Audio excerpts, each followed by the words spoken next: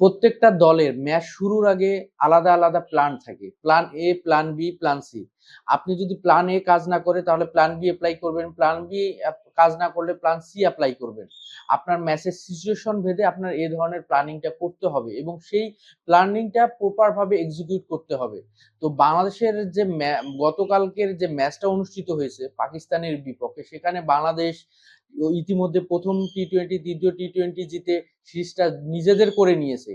কিন্তু বাংলাদেশের যে মিরপুরের যে কন্ডিশন, মিরপুরের যে ধরনের উইকেট, এই উইকেটটাকে আসলে আদর্শ উইকেট ধরে নেওয়া হয় কিনা আইসিসির ইভেন্টে, যে কোনো ইভেন্টে এ ধরনের উইকেট আপনি মানে সব সময় পাবেন কিনা। এবং আপনি যদি দেখেন 2021 সালে যখন টি-টোয়েন্টি ওয়ার্ল্ড কাপ অনুষ্ঠিত হয়, তার আগে বাংলাদেশ কিন্তু নিউজিল্যান্ড এবং অস্ট্রেলিয়াকে ঘরের মাটিতে এনে একদম নাস্তানাবুদ করে দুইটা টি-টোয়েন্টি সিরিজে কিন্তু বাংলাদেশ জয়লাভ করে নিউজিল্যান্ড এবং ওই অস্ট্রেলিয়ার বিপক্ষে। অস্ট্রেলিয়ার বিপক্ষে 4-1 ব্যবধানে এবং নিউজিল্যান্ডের বিপক্ষে কিন্তু 3-2 ব্যবধানে। তো সেই জায়গাটাতে যদি আমরা দেখি যেভাবে তাদেরকে নাস্তানাবুদ করলো, যেভাবে তাদেরকে একদম নিজেদের আধিপত্য বিস্তার করে নিজেদের হোম গ্রাউন্ডে তাদেরকে হারিয়ে দিল, কিন্তু সেই যে আত্মবিশ্বাসটা নিয়ে বাংলাদেশ যে টি-টোয়েন্টি ওয়ার্ল্ড কাপ খেলতে গেল, সেখানে বাংলাদেশ কতটুকু সাকসেস হতে পেরেছে। সেই দুইটা দল, যে দুইটা দল বাংলাদেশে এসে খেলতে এসে যেভাবে তারা হেরে গিয়েছিল দুইটা সিরিজ, তারাই কিন্তু ওই টি-টোয়েন্টি ওয়ার্ল্ড কাপ 2021-এর ফাইনাল খেলেছিল এবং সেখানে অস্ট্রেলিয়া কিন্তু 8 উইকেটের একটা জয় তুলে নিয়েছিল। 172 রান করেছিল নিউজিল্যান্ড, সেখানে কেন উইলিয়ামসন 85 করেছিল। তারপরে কিন্তু অস্ট্রেলিয়া সেই ম্যাচটা কিন্তু 2 উইকেটে শেষ করে। কিন্তু আপনার যদি ডেভিড ওয়ার্নার একটা হাফ সেঞ্চুরি তুলে নেয় এবং গ্লেন ম্যাক্সওয়েল একটা দারুণ ফিনিশিং দেয়, আপনার যদি আমরা দেখি মিচেল মার্শ কিন্তু 77 রানের একটা নট আউট ইনিংস খেলে, ফলে ফাইনালে খেললো, যে দুইটা দল বাংলাদেশের সাথে হেরে গেল। তো এই ধরনের উইকেট নিয়ে কিন্তু বরাবরই সমালোচনা হয়, এর আগেও হয়েছিল, কিন্তু পাকিস্তানের কোচও কিন্তু এই ধরনের উইকেট নিয়ে সমালোচনা করলেন, মাইক হাসান। তো গতকালকে উইকেটের ধরনটা একটু চেঞ্জ হয়েছিল, 180 থেকে 200 রানের উইকেট ছিল, কিন্তু এই ধরনের উইকেটে বাংলাদেশের বলাররা বরাবরই কিন্তু ফ্লপ করে। তারা তাদের কিন্তু প্রপার সেই বলের যে লাইন লেন্থটা বজায় রাখতে পারে না। ওই যে প্রপার মানে প্ল্যানের এ, প্ল্যান বি, আপনি কন্ডিশন ভেদে, উইকেটের কন্ডিশন, মাঠের কন্ডিশন, ওয়েদার কন্ডিশন সবকিছু ভেদে যে আপনার যে প্ল্যান থাকে, সেই প্ল্যানটা কিন্তু অল্টারনেটিভ প্ল্যানটা কিন্তু হচ্ছে অ্যাপ্লাই করতে পারে। কিন্তু বাংলাদেশের কালকের যে উইকেটটা, সেটার একটু ডিফারেন্ট টাইপের উইকেট ছিল। 180 থেকে 200 রানের একটা উইকেট ছিল। এর আগে বাংলাদেশ যে দুইটা ম্যাচ জিতেছিল, সেখানে কিন্তু 150, 40, 50, 60 এর যে ধরনের উইকেট থাকে, সে ধরনের উইকেটটা ছিল এবং সেখানে বাংলাদেশ দারুণ কিছু বোলিং করেছে, দারুণ ব্যাটিং করেছে। সেটা কিন্তু বাংলাদেশ এই ধরনের কন্ডিশনে খেলে অভ্যস্ত। কিন্তু আপনি যখন আইসিসির ইভেন্টের কথা চিন্তা করবেন, তো আমরা যদি দেখি শুরু থেকে পাকিস্তান খুব অ্যাটাকিং ক্রিকেট খেলে। ফারহান হচ্ছে আপনার বলতে গেলে 41 বলে 63 রান একটি ইনিংস খেলে 150 স্ট্রাইক রেটের উপরে এবং 5টা 6 এবং 6টা 4 এর মার থাকে। এবং যদি তারপরে আপনি আসেন যে 131 রানেও যখন তাদের পরপর 2টি উইকেট পড়ে যায়, তারপরে কিন্তু হচ্ছে দারুণ কিছু একটা ফিনিশিং দেন মোহাম্মদ নেওয়াজ। নেওয়াজ কিন্তু 16 বলে 27 রান করেন, 168 স্ট্রাইক রেটে ব্যাট করেন এবং 178 রানের একটা পুঁজি করেন কিন্তু পাকিস্তান।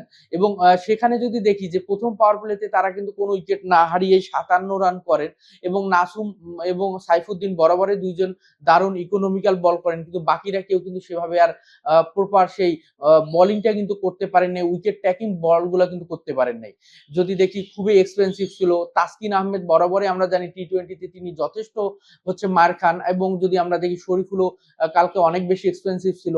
তো নাসুম আহমেদ 4 ওভারে 22 রান দিয়ে এক উইকেট এবং আপনার হচ্ছে 2 উইকেট এবং 4 ওভারে 28 রান দিয়ে 1 উইকেট সাইফুদ্দিন। এবং বাংলাদেশের যদি আমরা ব্যাটিং ইনিংসটা দেখি, 179 রানের টার্গেট আপনি ব্যাট করতেছেন, সেখানে বাংলাদেশে যদি প্রথম পাওয়ার প্লে 5টা উইকেট পড়ে যায়, টপ অর্ডার মিডল অর্ডার শেষ, তাহলে ম্যাচটা আর কতটুকু এগিয়ে যাবে।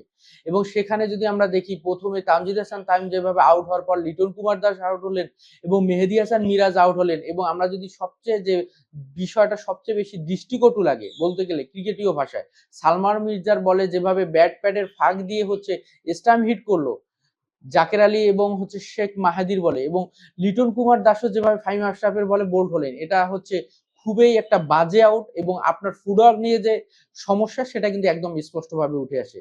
তো এই যে জায়গাগুলো নিয়ে উইকেটের ধরন যখন চেঞ্জ হয়ে যায়, বাংলাদেশের ব্যাটাররা তখন যে ঘাবড়ে যায় এবং আপনি যখন হচ্ছে 180-200 রান টার্গেট ফেস করতে যায় বাংলাদেশের ব্যাটাররা, তখন বাংলাদেশের ব্যাটিং লাইন আপে যেমন উলটপালট হয়, তেমন বাংলাদেশের ব্যাটারদের মানসিকভাবেও যে অনেকটা ভেঙে পড়ে সেটাও কিন্তু অনেকটা একদম স্পষ্ট হয়ে উঠেছে। তো এ ধরনের উইকেট আপনি যখন আইসিসির কোনো ইভেন্টে খেলতে যাবেন তখন কিন্তু আপনাদের এ ধরনের রানগুলাই হচ্ছে চেস করতে হবে। বাংলাদেশ যেভাবে হচ্ছে একের পর এক উইকেট হারিয়ে 41 রানের মধ্যে 7 উইকেট, একটা সময় 50-60 রান করতে পারবে না বাংলাদেশ। সেই সময় সাইফুদ্দিনের 34 বলে 35 রানের ইনিংসটার উপরে কোনো রকমে 104 রান এবং 74 রান একটা বড় পরাজয়। তো বাংলাদেশের যে প্রপার উইকেটে যে নিজেদেরকে মানে প্রপারলি যে এক্সিকিউট করতে না পারা, প্ল্যান বি এ থাকলে প্ল্যান বি এপ্লাই করতে না পারা, সেটা কিন্তু বাংলাদেশের প্রত্যেকটা ম্যাচে আমরা কিন্তু দেখতে পাই এবং উইকেটের কন্ডিশন অনুযায়ী কিন্তু বাংলাদেশ যেমন অ্যাওয়ে সিরিজ যখন খেলতে যায় বাংলাদেশের বাইরে, তখন কিন্তু বাংলাদেশ সেভাবে বাংলাদেশের পেসাররা কিন্তু ভালোভাবে বল করতে পারে না, সেরকম ভাবে বাউন্স আদায় করতে পারে না, সুইং আদায় করতে পারে না এবং সে ধরনের ইয়র্কার লেন্থের বল এবং ব্যাটসম্যানকে বিভ্রান্তিকর অবস্থায় ফেলবে এই ধরনের কিন্তু বলগুলো আমরা কিন্তু দেখতে পাই না। তো এই জায়গায় বাংলাদেশের আরো ভালোভাবে কাজ করা উচিত, যেহেতু সামনে এশিয়া কাপ, টি-20 ওয়ার্ল্ড কাপ 2026-এ। তো বাংলাদেশের যে টি-20-তে যে বাংলাদেশ লাস্ট 2টা সিরিজ জয়লাভ করেছে, শ্রীলঙ্কা এবং আপনার পাকিস্তানের বিপক্ষে, শ্রীলঙ্কার মাটিতে, শ্রীলঙ্কার সাথে এবং পাকিস্তানের সাথে নিজেদের ঘরের মাটিতে। তো বাংলাদেশের আরো অনেক বেশি কাজ করার হচ্ছে জায়গা রয়েছে এবং বাংলাদেশের উইনিং কম্বিনেশন থেকে যেভাবে 5 জনকে চেঞ্জ করা হয়েছে এটা আমার মনে হয় সঠিক কাজ হয়েছে। কারণ হচ্ছে পরখ করে দেখার জন্য যে 5 জনকে ট্রাই করা হয়েছে তারা কতটুকু টি-20-র জন্য প্রিপেয়ার ছিল এটাও কিন্তু একদম ফুটে উঠেছে এবং বলতে গেলে 1 গ্লাস পানিতে যদি আপনি 1 ফোঁটা বিষ দেন তাহলে পুরো গ্লাসের কিন্তু পানিটা কিন্তু খাওয়ার অনুপযুক্ত হয়ে যাবে। তো সেই জায়গায় হচ্ছে আপনার যেভাবে নাঈম শেখ 17 বলে 10 রানের একটা ইনিংস খেললেন, যেভাবে তাকে একটা সুযোগ দেওয়া হলো নিজেকে মেলে ধরার জন্য, যেখানে আপনি নাঈম শেখের হচ্ছে একটা ভালো সুযোগ ছিল যে যেখানে টি-20-তে তিনি যে দলে যে জায়গাটা ডিজার্ভ করেন সেটার উপযুক্ত একটা প্রমাণ দেওয়ার, কিন্তু নাঈম শেখ সেটা করতে পারলেন না। যেভাবে তিনি ব্যাট করলেন, 17টা বল ফেস করলেন আর যেভাবে তার মানে বডি ল্যাঙ্গুয়েজ সেটা আসলেই ক্রিকেটীয় বডি ল্যাঙ্গুয়েজের সাথে অনেকটা যায় না। তো নাঈম শেখ হচ্ছে সেই কাজটাই করলেন, টিকে থাকলেন কিন্তু সেভাবে মানে মেলে ধরতে পারলেন না। 17 বলে 10 রান ইনিংস খেললেন, এরকম কন্ডিশনে তিনি যদি আরো ভালো কিছু কিন্তু উপহার দিতে পারতেন। তো বাংলাদেশ সিরিজটা জয়লাভ করেছে, বাংলাদেশ টি-20-তে আরো অনেক বেশি কাজ করার জায়গা রয়েছে, বাংলাদেশ সেই জায়গাগুলো নিয়ে কাজ করবে এবং ব্যাটিং অ্যাপ্রোচ থেকে শুরু করে আপনার কি ধরনের উইকেটে কি ধরনের ব্যাট করা দরকার সেটাও বাংলাদেশের খেলোয়াড়রা আরো বেশি হচ্ছে সেইগুলো নিয়ে চর্চা করবে এবং মিরপুরের কন্ডিশনটাকে শুধু ধান ক্ষেতের সাথে কম্পেয়ার করলে হবে না, সেখান থেকে বের হয়ে আসতে হবে এবং প্রতিপক্ষকে শুধু ঘাবড়ে দিলে হবে না, হোম গ্রাউন্ডের আলাদা অ্যাডভান্টেজ শুধু নিলে হবে না, চিন্তা করতে হবে আইসিসি ইভেন্টে আপনি কি ধরনের কন্ডিশনে খেলতে যাবেন। আল্লাহ হাফেজ।